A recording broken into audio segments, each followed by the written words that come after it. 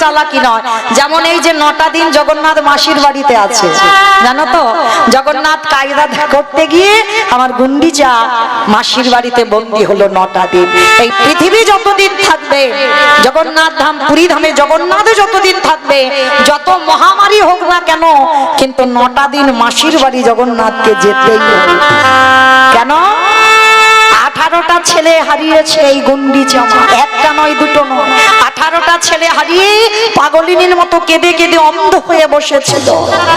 তো জগন্নাথ মন্দিরে থাকতে পারলো না। জগন্নাথ এসে একদিন ডাক দিয়েছিল মা, চমকে উঠেছিল গুন্ডিচা, চমকে উঠেছিল। কে? এই পৃথিবীতে মা বলে ডাকার তো কেউ নেই। আমার 18টা ছেলে ওই জগন্নাথ কেড়ে নিয়েছে। আর সেই 18টা ছেলের মাথা দিয়ে 18টা থাম্বা তৈরি হয়েছে, তাতে হয়েছে 18 নালা। মনে রেখো মা, জগন্নাথ দর্শন করলে হবে না। যারা পুরী ধামে গেছেন, অনেকবার হয়তো পুরী ধামে গেছেন, কিন্তু জগন্নাথ দেখবার আগে তাকে একটা জিনিস দর্শন করতে হবে, তবে জগন্নাথ দেখার ফল হয়, যেটা হলো পুরী ধামে 18 নালা। এই অনেক ভক্তরা বাবা আমরা দেখি না 18 নালা, আগে ওটাকে দেখতে হবে। কিন্তু মায়েরা আপনারা হয়তো দেখতে পান না, পরে গাড়িতে করে আসেন। এখন তো পানাতে ভরপুর হয়ে গেছে, এখন আর ভালো করে দেখা যায় না। কিন্তু মায়েরা এই 18টা ছেলের মাথা দেওয়া আছে ওই সেতুর উপরে। কেন? ইন্দ্রদম্ন রাজা নিজের 18টা ছেলেকে বলি দিয়ে ওই সেতু নির্মাণ করেছিল। কেন? রাজা হয়ে জগতের কল্যাণের জন্য, জগতের মঙ্গলের জন্য নিজ পুত্রকে বলি দিয়েছিল। আর জগন্নাথ দেখবার আগে দুটো জিনিস লক্ষ্য অবশ্যই করবেন, তবে জগন্নাথ দেখায় ফল হয়। একটা হলো 18 নালা, আর একটা হলো গরুর ধ্বস্তম্ভ। জগন্নাথের সামনেই আছে দেখবেন একটা বড় গরুর ধ্বস্তম্ভ। এখনো দেখবেন মা গিয়ে ওই জায়গাতে মহাপ্রভুর হাতের চিহ্ন আজ বর্তমান আছে। কেন? প্রতিদিন গম্ভীরা থেকে মহাপ্রভু সন্ধ্যা আরতি দেখতে আসতো, আর প্রতিদিন ওই গরুর ধ্বস্তম্ভতে হাত দিয়ে আমার সচল জগন্নাথ অচল জগন্নাথ দর্শন করি। জগন্নাথ তাই গৌর প্রেমানন্দে হরি বল হরি বল। ওগো জগতের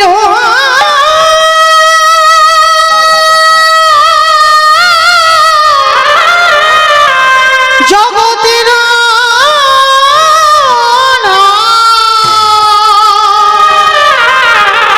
জগন্নাথ এবারে আমায় কৃপা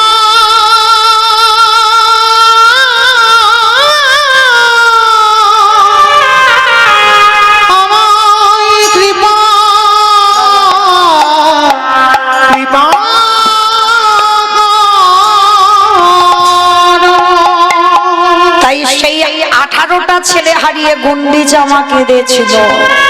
জগন্নাথ মন্দিরে কাঠ হয়ে থাকতে পারলো না, অচল হয়ে থাকতে পারলো না, ছুটে এলো ওই গুন্ডিচা মার ঘরে।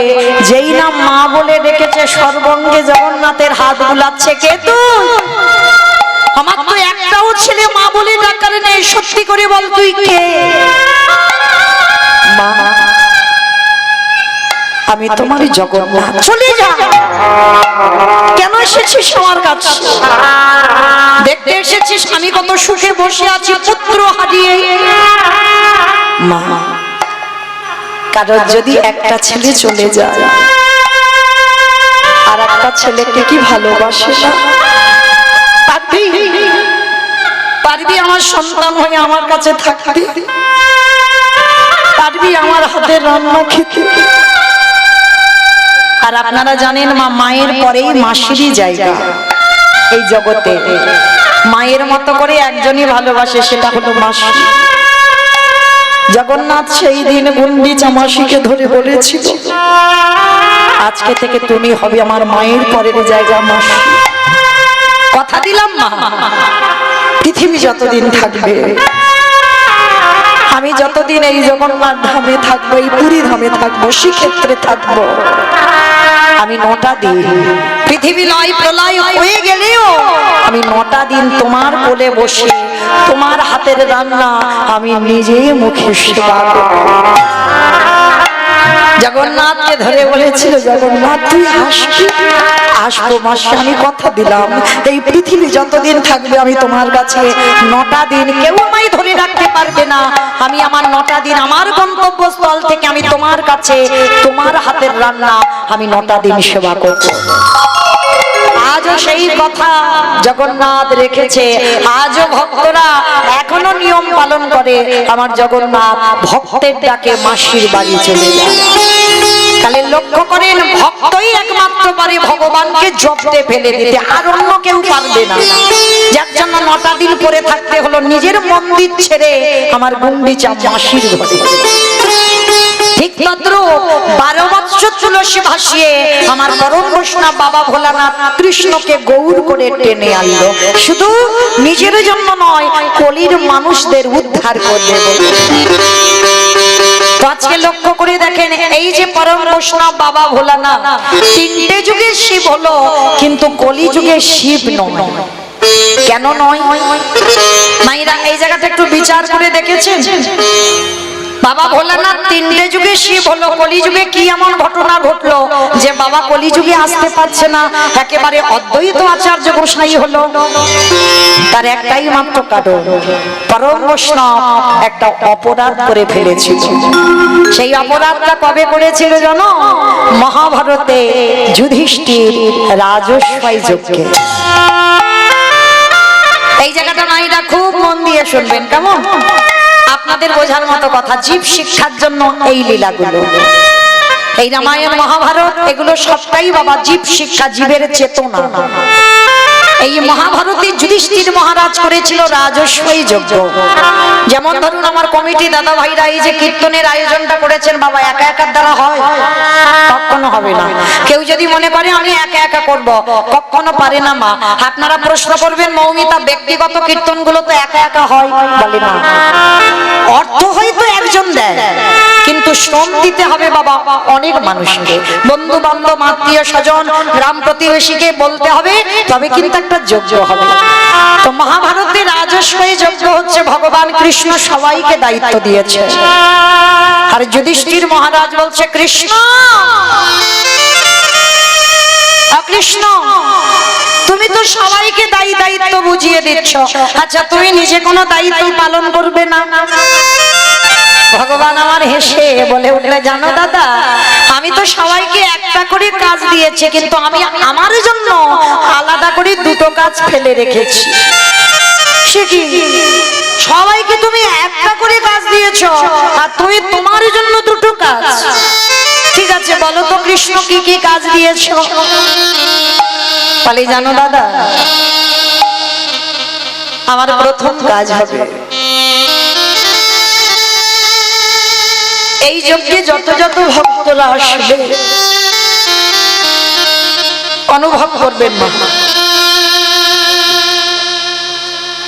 একটা কথা স্মরণে রাখবেন, যার হৃদয়টা কৃষ্ণ নামে না জ্বলে, যার নয়নে কৃষ্ণ নামে বাড়ি না ছোটে, তার মনুষ্য জন্মগ্রহণ করাটাই বৃথা।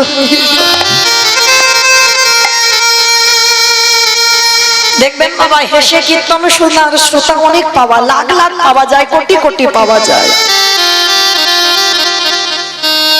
কিন্তু একবার কৃষ্ণ নামে যার হৃদয় দোলে,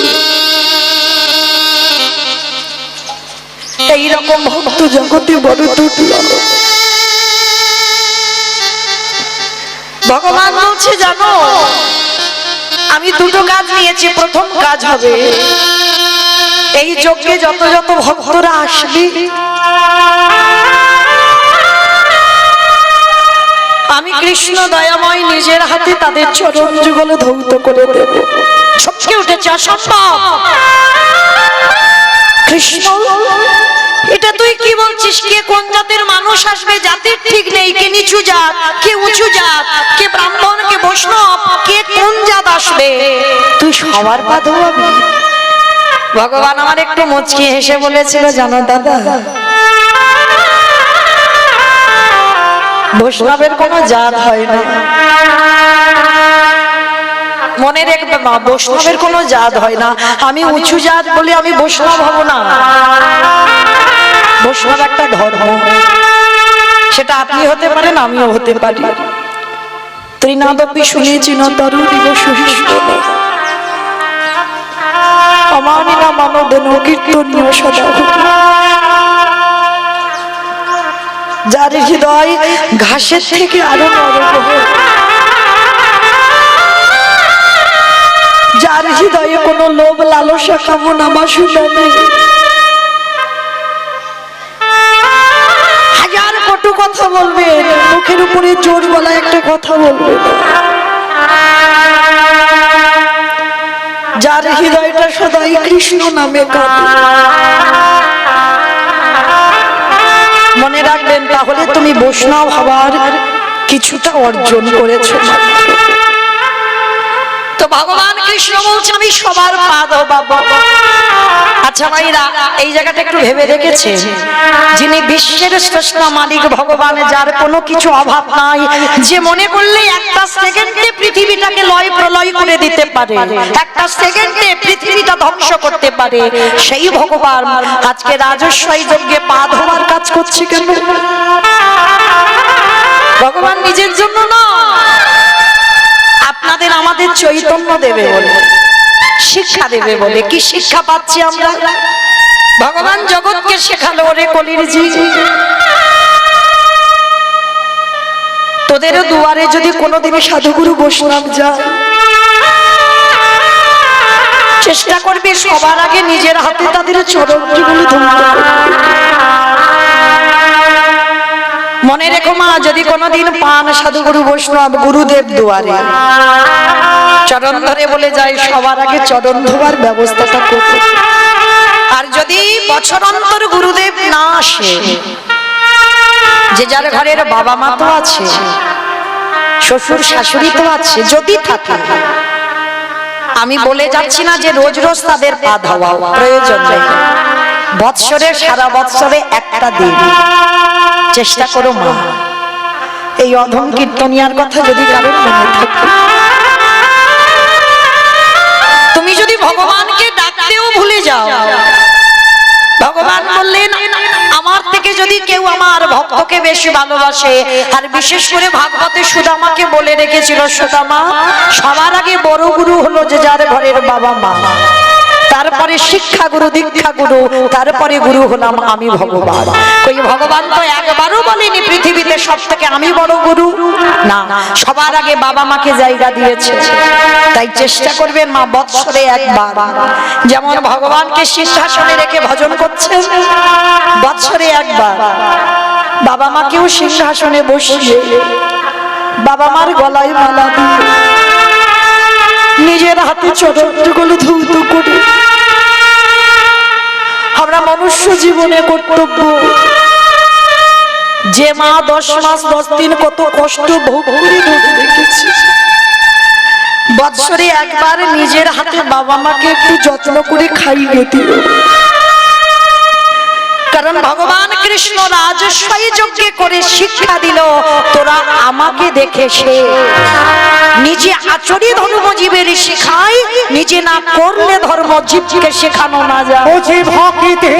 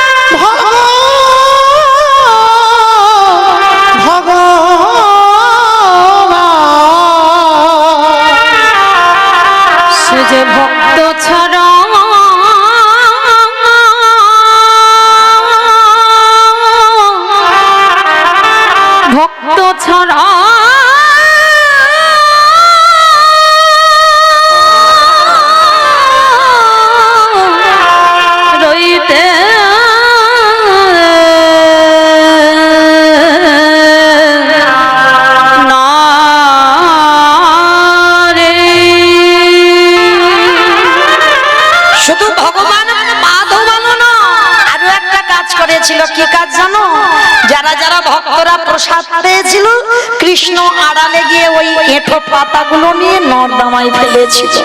শুধু পাতা ফেললো না, আরো একটা কাজ করেছিল। ওই ভক্তরা যখন প্রসাদ পাচ্ছে না, একটু করে প্রসাদের থালাতে প্রসাদ লেগে আছে। ভগবান আড়ালে গিয়ে যেখানে পাতাগুলো ফেলছে, এঁঠোগুলো গুড়িয়ে দিয়ে কৃষ্ণ আমার সারা গায়ে বাজছে। যুধিষ্ঠির মহারাজ পিছন থেকে দেখে বলেছিল, কৃষ্ণ কৃষ্ণ এটা তুই কি করছিস? কে কোন জাতের মানুষ এসেছে, সবাই প্রসাদ পেয়েছে, ওদের পা ধোয়াচ্ছে সেটা মেনে নেওয়া যায়, ওদের এঁঠো পাতাগুলো ফেলছিস মেনে নেওয়া যায়, কিন্তু কৃষ্ণ ওদের এঁঠোগুলো নিয়ে তুই ওই রকম গায়ে মারছিস কেন? বলে, দাদা গো, আমি ভক্ত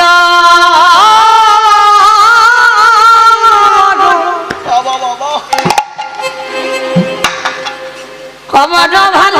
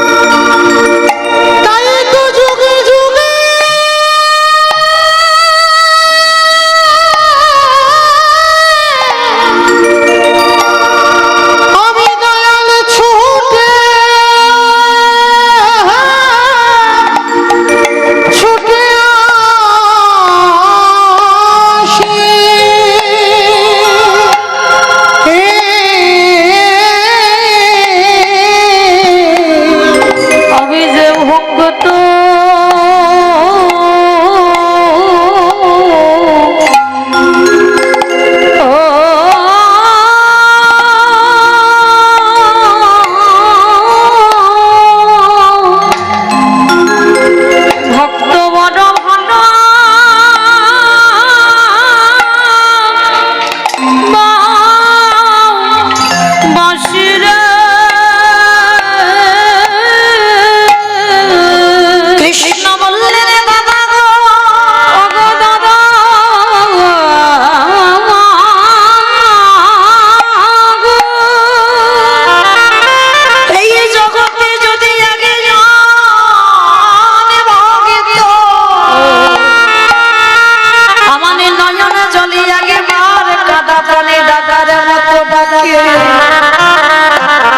আমি ভগবান হয়ে পৃথিবীর যেখানে থাকি না কেন, আমি কি করি জানো? আমি যে ভক্তের দানে আমি দয়াল ছুটি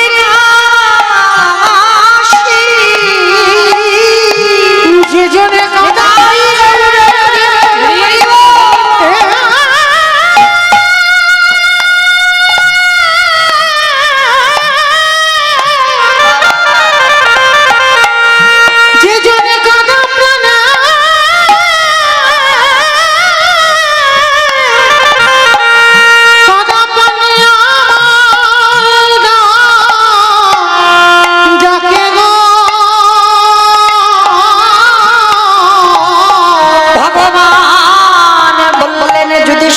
দাদা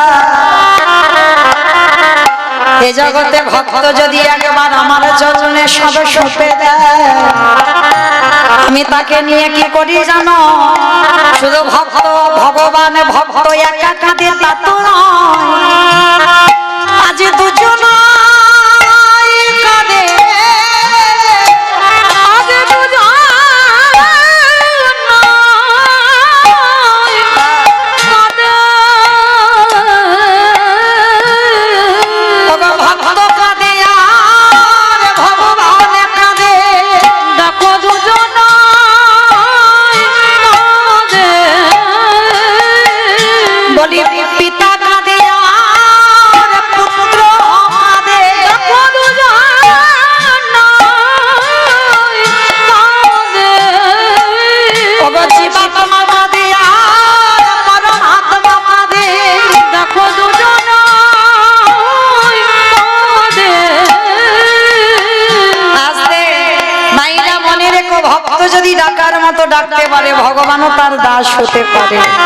যুধিষ্ঠির বলছে কৃষ্ণ আচ্ছা তুই ওদের পা ধোবাচ্ছিস সেগুলো মেনে নেওয়া যায়, ওদের এঁঠো পাতা ফেলছিস মেনে নেওয়া যায়, কিন্তু কৃষ্ণ এঁঠোগুলো মারছিস কেন? বলে দাদা গো এ যে হলো আমার কর্মফল। ওমা তুই আবার কর্ম খারাপ করিস? বলে করি না, আমি সিংহাসনে বসে আছি বটে, এই জগতে কেউ কেউ যদি পাপ করে সবার পাপের বিধান আমি তৈরি করি, কিন্তু বাবা যে বিচার করে জায়গায় বসে থাকে সে যদি ভুল করে তার পাপের বিচার করবে কে? ভগবান বললেন আমার বিচার কাউকে করতে লাগে না, আমার বিচার আমি নিজে নিজে করেই দিই। তা যুধিষ্ঠির দাদা বলছে কৃষ্ণ তা তুই কি এমন পাপ করেছিস? বলে দাদা পাপটা দাপরেতে করি নাই। তাহলে কবে করেছিস কৃষ্ণ? বলে কেন ওই রঘুপতি রামচন্দ্রের অবতারে যেদিন আমি ছিলাম রঘুপতি রামচন্দ্র সেদিন নিজের হাতে একটা মুনিপুত্রকে হত্যা করেছি।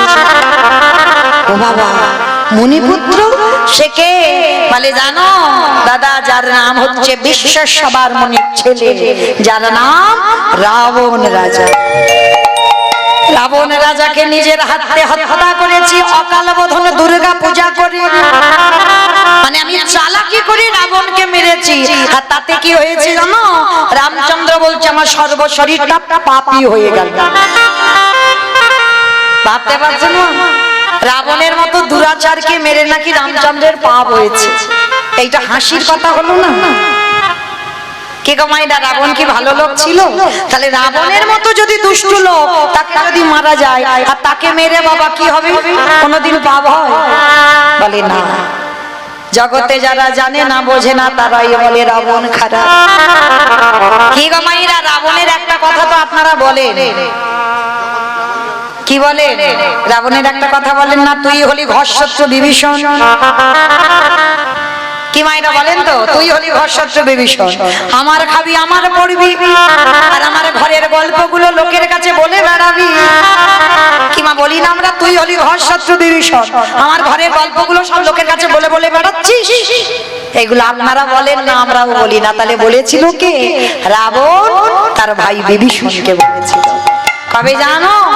যেদিন বাবা ঘোষণা করেছিল রাজ্যে যে রাম নাম করা হবে না, আর যে রাম নাম বলবে তাকে মৃত্যুদণ্ড দেওয়া হবে।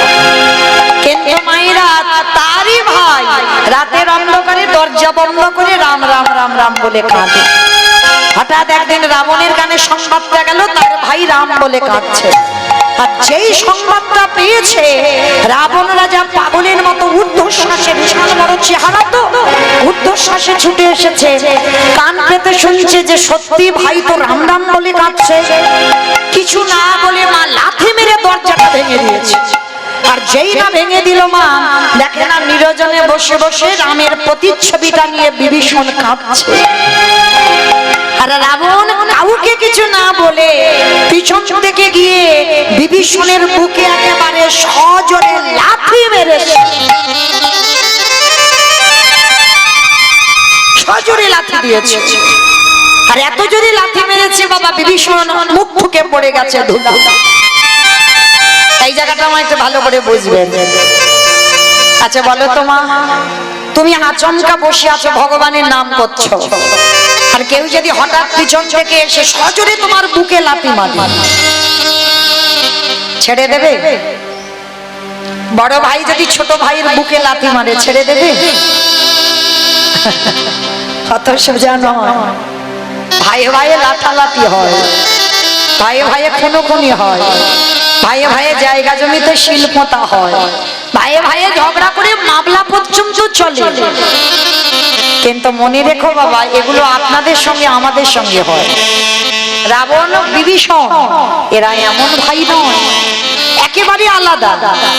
যেই না লাঠিটা মেরে ফেলে দিল, কেমন ভাই আর কেমন দাদা দেখো। এই জায়গাটা একটু আস্বাদন করবেন বাবা। যারা আমরা ভাইয়ে ভাইয়ে লাঠালাঠি করি, মারামারি করি, পেটাপেটি করি, তাদের উদ্দেশ্যে নিবেদন। রাবণ শিক্ষা দিয়েছে, বিভীষণ শিক্ষা দিয়েছে, ভাই কেমন হওয়া উচিত, দাদা কেমন হওয়া উচিত। ধুলাই লাথি মেরে ফেলে দিল। আর মনে রাখবেন বাবা, যারা ভক্ত মানুষ হয় তারা কোনোদিন ওই যে বললাম তৃণের মতো স্বভাব, তাদের মাথায় যদি লাঠিও মেরে যাও মাথা তুলে একবারে প্রতিবাদ করবে না। এত জোরে রাবণে লাঠি মারলো, ধুলা থেকে হামাগুড়ি দিয়ে উঠে রাবণের দুটো চরম ধরে বলছে, দাদা এই যে তুমি আমার বুকে লাঠিটা দিয়েছো, তোমার দুটো পায়ে ব্যথা করছে না তো? দাদা গো,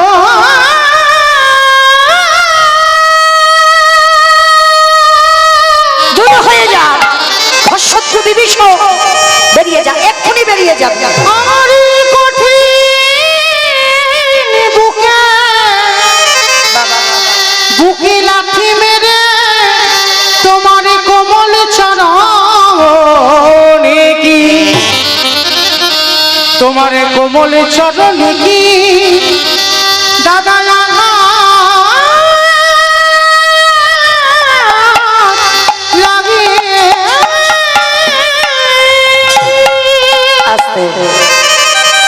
ভক্ত চরণে আমার একটা নিবেদন।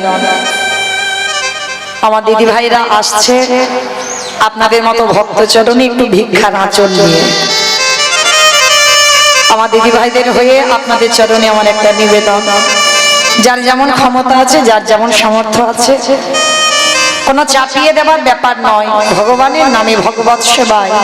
এখানে তো জগন্নাথ নিশ্চয়ই 9টা দিন প্রসাদ পাবে। এই যে জগন্নাথের মূর্তি দর্শন করলেন, যেই জগন্নাথ সেই কৃষ্ণ। তো যখন সাক্ষাতে দর্শন করেছেন, আমরা জগন্নাথ ধাম, পুরী ধাম, উড়িষ্যায় যেতে না পারি, অন্তত এখানে বসে আমার জগন্নাথের চরণে আপনারা প্রত্যেকে কিছু না কিছু দান করবেন। আপনাদের দান নিয়ে যেন আমার ভগবানের সেবার কাজে লেগে যায়। কারণ মায়েরা প্রত্যেকে তো ঘরে ঘরে আমরা সেবা দিতে পারি না, হরিনাম যজ্ঞের আয়োজন করতে পারি না। তো এখানেও যদি দেওয়া যায় তাহলে এটাও আমাদের ভব পারাপারের সম্বল হয়ে দাঁড়ায়। কারণ ব্যাংকে জমাতে গেলে মা নমিনও লাগে, কিন্তু আমার এই গৌরহরির ব্যাংকে, আমার জগন্নাথের ব্যাংকে যদি কিছু কেউ দেয়, এর কোনো নমিনও নয়, এর নমিনও তোমার ভগবান তোমার পাশে ঢাল হয়ে দাঁড়ায়।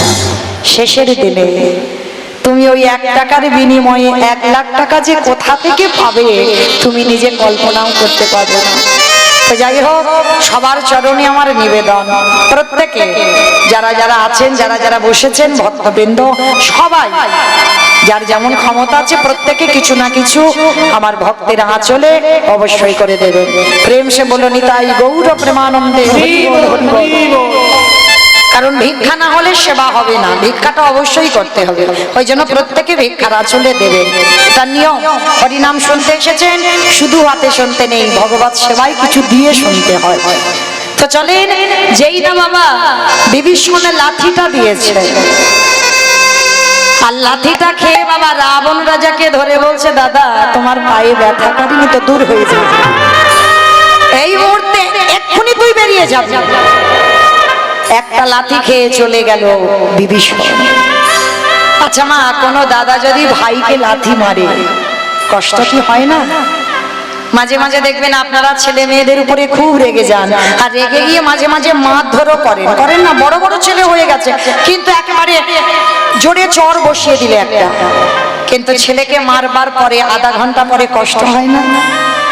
যে বাবা মা মারে সেই বাবা মা আবার ছেলের পিঠে তেল দেয়, তাই না মা? এত জোরে হয়তো মেরেছে দাগ বসে গেছে, আবার সন্ধ্যেবেলা আসতে পিঠে তেল দিয়ে দিল। তাহলে আপনাদের যদি হয়, আমাদের যদি হয়, রাবণ তার ভাইকে লাথি মেরে কষ্ট পায়?